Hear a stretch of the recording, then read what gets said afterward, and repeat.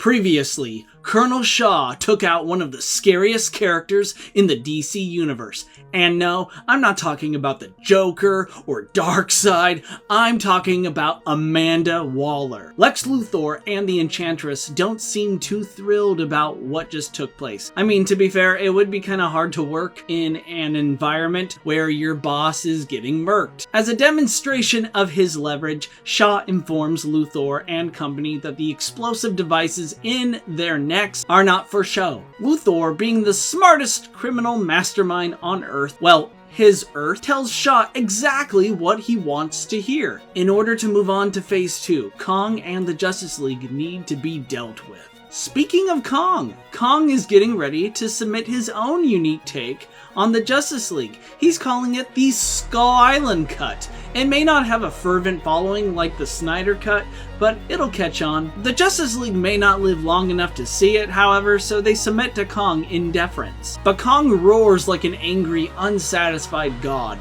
leaping over them, fists raised, and collides with the Titan-sized Killer Croc. Kong promptly slams Killer Croc into the soil of Skull Island, reminding all that here, Kong is king. Before things escalate any further than they already have, the Justice League move to intervene. However, Kong swats Supergirl away like she's a gnat. This is unusual because not even Kong should be strong enough to trivially overpower a Kryptonian. But do you know what's even more unusual? Kong doesn't seem to remember Supergirl. Like at all. More on that in a bit. As Superman goes after her, the Flash moves in at lightning speed to save Wonder Woman from getting crushed by the clashing Titans. Just like how King Shark was getting absolutely dominated by Godzilla in the previous issue, Killer Croc is getting absolutely handled. Kong begins to mercilessly crush Killer Croc like he's the like button, until Superman and Supergirl fly into Kong at high speed,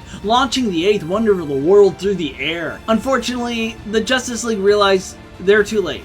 Killer Croc is dead. It's then, right before their eyes, Killer Croc's corpse shrinks back down to human size. Superman suspects Luthor's involvement, which is ironic given that the Man of Steel usually believes the best in people. Due to the fact that their Kryptonian capabilities have been reduced, Supergirl will try to make peace with Kong, with Superman and Supergirl becoming weaker by the moment. Recruiting Kong would absolutely fill that power vacuum. As the Justice League debate the ethics of watching Kong beat Killer Croc to death, Batman reveals that Killer Croc was irradiated by the same energy signature as Godzilla. I'm calling it now, but this could confirm what many of us thought the first time Godzilla and Superman fought. Godzilla's radiation might be a form of kryptonite, which is why his heat beam killed Superman in their first meeting.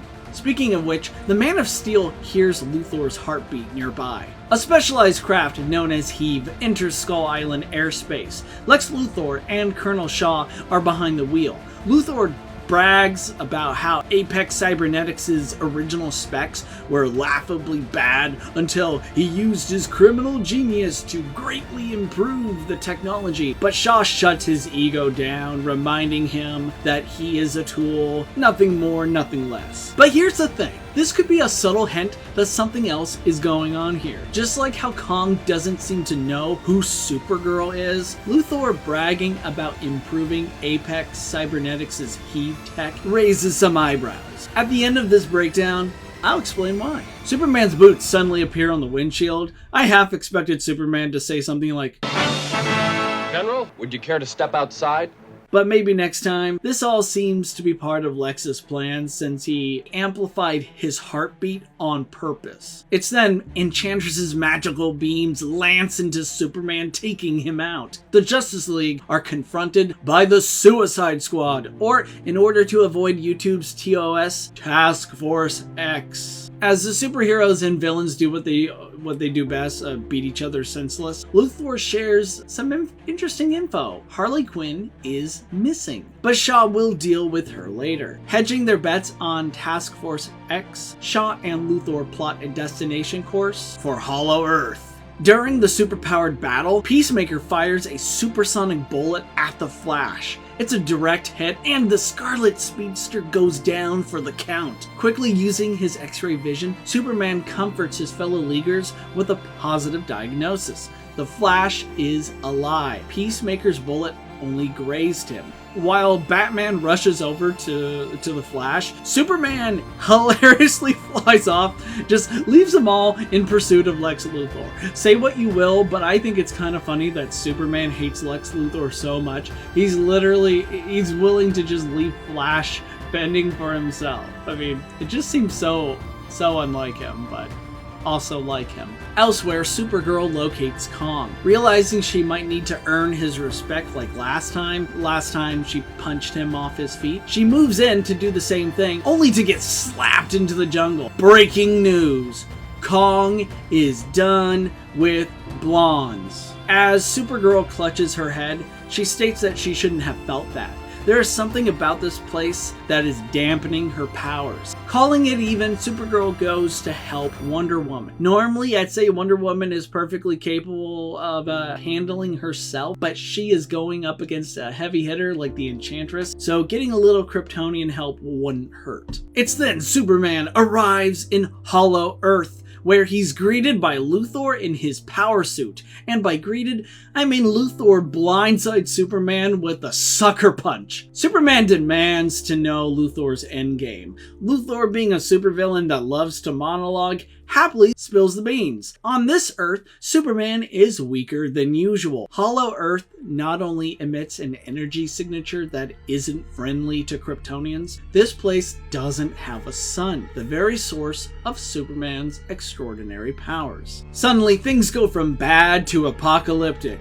Superman and Luthor find themselves completely surrounded by the Titan Ape Empire, and you know what that means, right? Scar King can't be far behind. What a twist that the possibility of seeing Scar King show up in this crossover. And while that brings this breakdown to an end, I promised that I would talk about why I think Kong doesn't remember Supergirl. Throughout the first and second issue, whenever the heroes and villains are in the Monsterverse, the narration reads 4 years after G-Day. G-Day being Godzilla 2014, the first entry in the Monsterverse. Currently, the Justice League and Task Force X are in the Monsterverse circa 2018. In the very first Justice League vs. Godzilla vs. Kong crossover, the finale involved Luthor not only commandeering Mechagodzilla, but even going as far as complimenting its prestigious technology. This is the exact opposite of him in this issue, bashing the Heave tech, even though Mechagodzilla and Heave crafts are both designed by Apex Cybernetics. So, what gives? And why does Kong not remember Supergirl? It's because this is not the same Kong Supergirl previously befriended. This Kong is several years younger than the one she previously met. That's the reason why Luthor found the 2018 Heave tech disappointing. The Mechagodzilla he piloted was from the year 2024. By which time the technology has greatly improved. That's right, even though Godzilla vs. Kong was released in 2021, the events of the film take place in 2024. Moreover, Godzilla x Kong: The New Empire happens in the year 2027. Okay, so this is all fine and good and slightly confusing because it's not like this crossover is canon to the main timelines of the DC universe or the Monsterverse. What this does mean, however, is that due to the machinations of Lex Luthor, Colonel Shaw, and Task Force X, Justice League vs. Godzilla vs. Kong's Monsterverse timeline will have become drastically altered. Now, the main Monsterverse canon can still serve as our guide. King Ghidorah, Mothra, Rodan, Scar King, Shimo, and so many other Titans are all eligible for action. I'm pretty sure we're gonna see most, if not all of them, in this epic crossover event. Okay, so before bringing an end to this video, here's a quick recap. This isn't the Kong Supergirl met in the previous crossover event. The Kong she befriended was 2024 Kong, aka Godzilla vs. Kong Kong. This is 2018 Kong, who's somewhere in between Skull Island and Godzilla vs. Kong. He's younger and rowdier, probably because he hasn't befriended Gia yet. And let's face it, Kong and Gia's friendship absolutely lightened up the former's temperament. Okay, I hope that clears everything up. Let me know if you're liking this new Justice League versus Godzilla vs. Kong crossover. Thank you for watching. Have a great day. Take care of yourselves. I'll see you all later.